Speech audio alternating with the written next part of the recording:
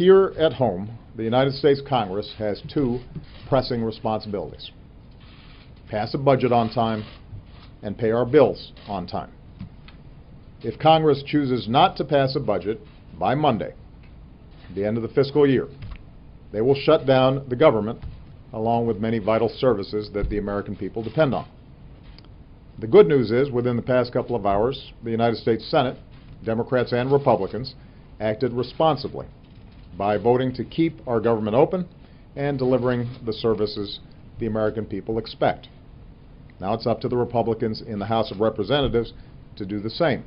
I say that because obviously Democrats have a great interest in making sure that these vital services continue to help the American people.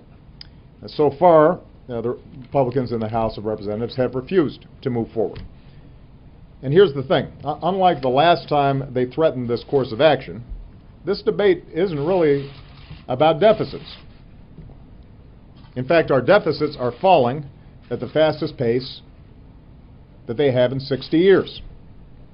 By the end of this year, we will have cut our deficits by more than half since I took office. So that's not what this is about. And in fact, if you've been following the discussion, the Republicans in the House don't even make a pretense that that's what this is about. Instead, the House Republicans are so concerned with appeasing the Tea Party that they've threatened a government shutdown or worse unless I gut or repeal the Affordable Care Act. I said this yesterday, let me repeat it. That's not going to happen. More than 100 million Americans currently already have new benefits and protections under the law. On Tuesday, about 40 million more Americans will be able to finally buy quality, affordable health care just like anybody else. Those marketplaces will be open for business on Tuesday, no matter what, even if there's a government shutdown. That's a done deal. As I've said before, if Republicans have specific ideas on how to genuinely improve the law, rather than gut it, rather than delay it, rather than repeal it, I'm happy to work with them on that through the normal democratic processes. But that will not happen under the threat of a shutdown. So over the next 3 days, House Republicans will have to decide whether to join the Senate and keep the government open or shut it down because they can't get their way on an issue that has nothing to do with the deficit. I realize that a lot of what's taking place right now is political grandstanding, but this grandstanding has real effects on real people. If the government shuts down on Tuesday, military personnel, including those risking their lives overseas for us right now, will not get paid on time. Federal loans for rural communities, small business owners, families buying a home will be frozen. I'm already starting to get letters from people worried that this will have an impact on them directly. Critical research into life-saving discoveries will be immediately halted. The federal government has a large role across the country and touches the lives of millions of people, and those people will be harmed. And even the threat of a shutdown already is probably having a dampening effect on our economy. We saw that the last time these kinds of shenanigans were happening up on Capitol Hill.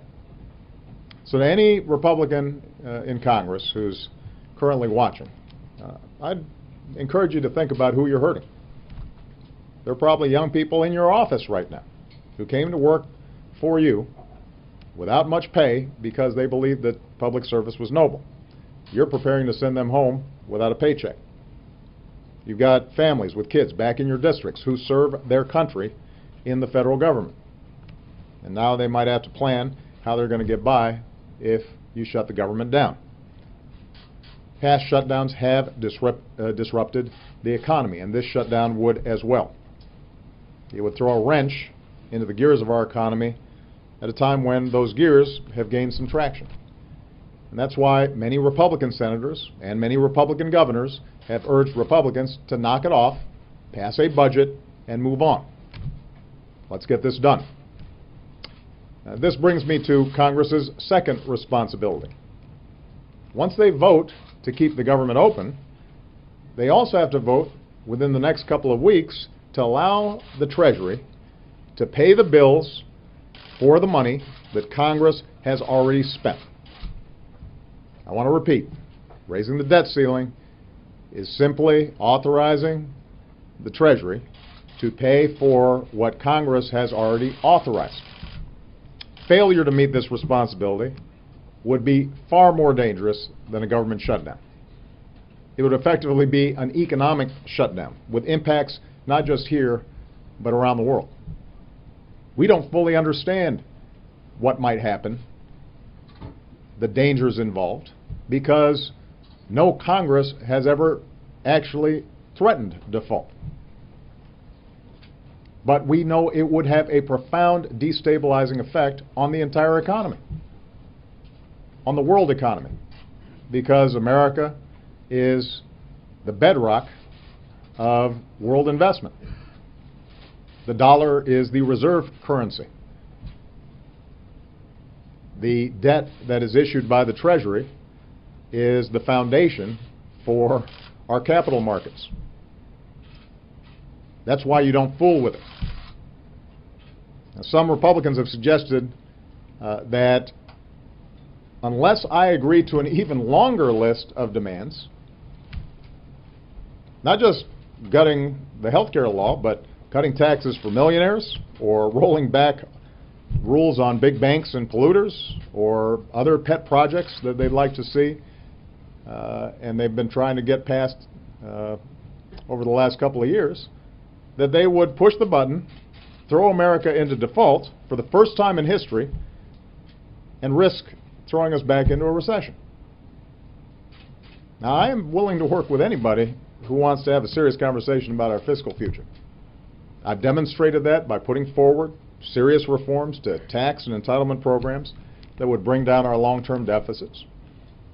I have said in the past, and I will continue to say, that I'm willing to make a whole bunch of tough decisions, ones that may not be entirely welcomed by my own party.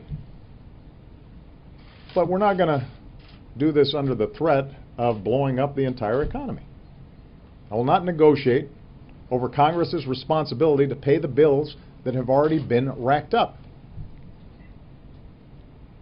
Voting for the Treasury to pay America's bills is not a concession to me. That's not doing me a favor. That's simply carrying out the solemn responsibilities that come with holding office up there. I don't know how I can be more clear about this. Nobody gets to threaten the full faith and credit of the United States just to extract political concessions. No one gets to hurt our economy and millions of innocent people just because there are a couple of laws that you do not like. It has not been done in the past. We're not going to start doing it now. I'm not going to start setting a precedent, not just for me, but for future presidents, where one chamber in Congress can basically say each time there needs to be a vote to make sure Treasury pays its bills, we're not going to sign it unless our particular hobby horse gets advanced. Imagine if you had a Republican president and a Democratic speaker, and the Democratic speaker said, well, we're not going to pass the debt ceiling unless we raise corporate taxes by 40%, or unless we pass background checks on guns, or whatever other list of agenda items Democrats were interested in. Does anybody actually think that we would be hearing from Republicans that that was acceptable behavior? That's not how our constitutional system is designed. We are not going to do it. The American people have worked too hard to recover from a bunch of crises, several of them now over the last couple of years inflicted by some of the same folks in Congress that we're talking about now, to see extremists in Congress cause another crisis. And keep in mind, by the way, this whole thing has to do with keeping the government open for a few months. The continuing resolution, the The bill that's designed to avert a government shutdown basically just funds the government for another couple months, so we could be doing this all over again. I'm sure the American people are thrilled about that. And that's why we've got to break this cycle. My message to Congress is this: do not shut down the government, do not shut down the economy, pass a budget on time, pay our bills on time. Refocus on the everyday concerns of the American people. There will be differences between Democrats and Republicans. We can have all kinds of conversations about how to resolve those differences. There'll be areas where we can work together. There'll be areas where we disagree. But do not threaten to burn the house down simply because you haven't gotten 100% of your way. That's not how our democracy is supposed to work. Every day that this goes on is another day that we're not focused on doing what we need to be focused on, which is rebuilding this great country of ours so that our middle class is growing and everybody's got opportunity if they're willing to work hard. That's what I'm focused on. That's what Congress should be focused on as well. All right. Thank you very much, everybody.